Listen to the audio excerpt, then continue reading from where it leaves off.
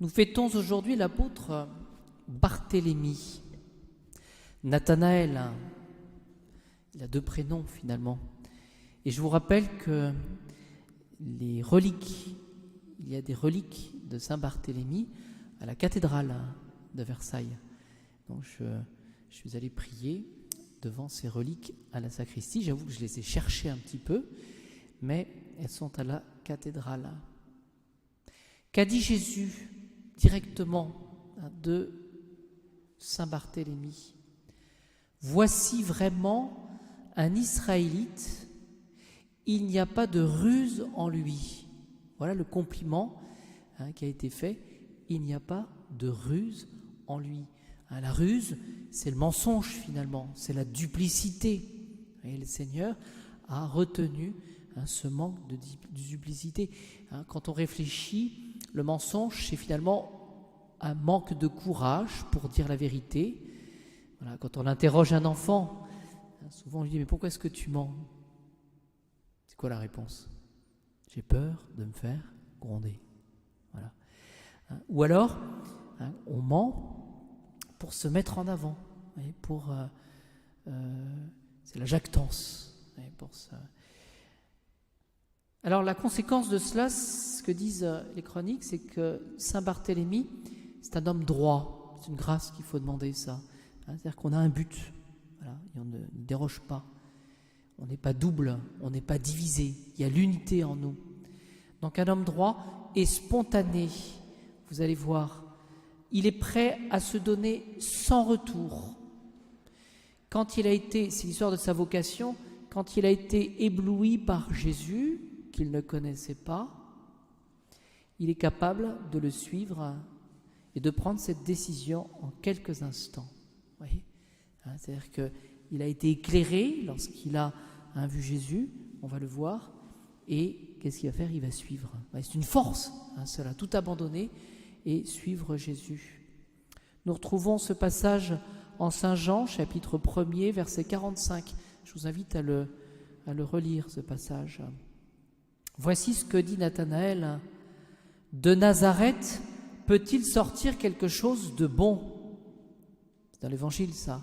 De Nazareth peut-il sortir quelque chose de bon? Autant vous dire que Nazareth, c'était un trou à l'époque de notre Seigneur. Voilà. Et que dit Philippe? Viens et vois. Voilà, par rapport au Christ Jésus. Viens et vois. Et demandons-nous cette droiture, vous voyez, devant certaines choses bonnes, devant cette évidence que parfois la grâce nous donne. Qu'est-ce que nous faisons souvent? Nous tergiversons. Pourquoi? Parce que nous voulons préserver finalement nos intérêts, peut-être, que sais-je, peut-être notre duplicité. Vous voyez, viens et vois. Et Nicodème, et donc c'est là que Jésus va dire, voici vraiment un Israélite, il n'y a pas de ruse en toi. Et Nicodème, de manière très spontanée, va s'adresser à Jésus. D'où me connais-tu? Comment ça se fait que tu me connais? Que tu me connaisses? Que tu me connais? Et Jésus va répondre, avant que Philippe t'appelle, quand tu étais sous le figuier, je t'ai vu. Ouais, c'est vraiment l'histoire de la vocation. Le Christ Jésus, qu'est-ce qu'il fait? Il avait repéré Nathanaël de toute éternité, certainement, mais en voyant un peu que c'était un homme sans ruse, et donc il l'avait choisi. Et que va dire en réponse Nathanaël, Barthélemy?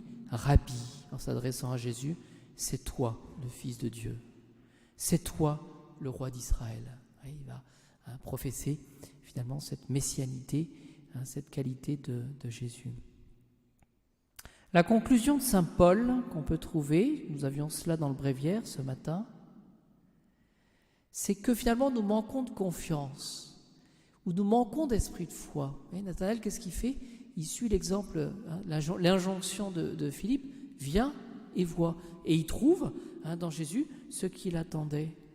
Et donc souvent nous manquons de confiance. Saint Paul le dit dans des termes très beaux, la faiblesse de Dieu est plus forte que tous les hommes. Et moi je transcris, lorsqu'on voit Jésus dans la Sainte Eucharistie, il est notre Dieu, notre Sauveur, notre soutien. Il apparaît dans l'humilité, caché dans la petite hostie. Souvent il est bien isolé, bien seul. Saint Paul nous le dit, la faiblesse de Dieu est plus forte que tous les hommes. La faiblesse de Dieu est plus forte que tous les hommes. Donc ne soyons pas, je dirais,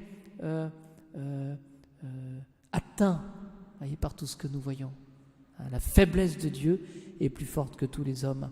Ou Saint Paul dit ailleurs, il manifeste l'évidence de l'amour de Dieu.